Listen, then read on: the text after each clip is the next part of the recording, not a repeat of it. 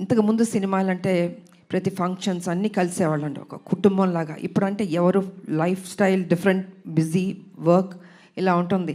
So నేను feel అవుతుంది ఏంటంటే అందరం కలిసి ఎప్పుడున్న గెట్ టుగెదర్ లాగా ఒక ఫ్యామిలీ లాగా ఇంట్లో ఒక ఫంక్షన్స్ లాగా కలుసుకోవాలని నేను కోరుకుంటున్నాను నేను. ఎందుకంటే ఒక చక్కటి బాండ్ అన్నది బాబుకి నాకు ఏర్పడింది.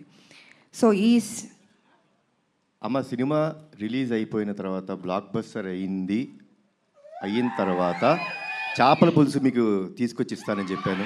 ఎందుకంటే ఈ సినిమా స్టార్ట్ అయిన రోజు అమ్మ ఒక మొక్కు పెట్టుకున్నారు.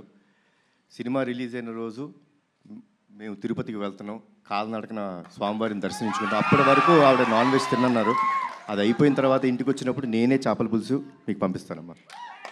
గుడికి వెళ్ళి వచ్చిన తర్వాత నాన్ వెజ్ తినకూడదు, తర్వాత మన నాన్ వెజ్ ఎప్పుడు చెప్తే అప్పుడు. Thank you Babu.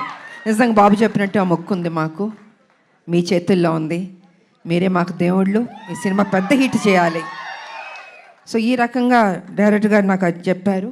And then 1 year తర్వాత మళ్ళీ వచ్చి అమ్మ పర్ఫెక్ట్ అయింది, ఒకసారి వినండి అన్నారు. విన్నాను. సెట్ చాలా బాగా వచ్చింది. చిన్న చిన్న మార్పులను చేశారు.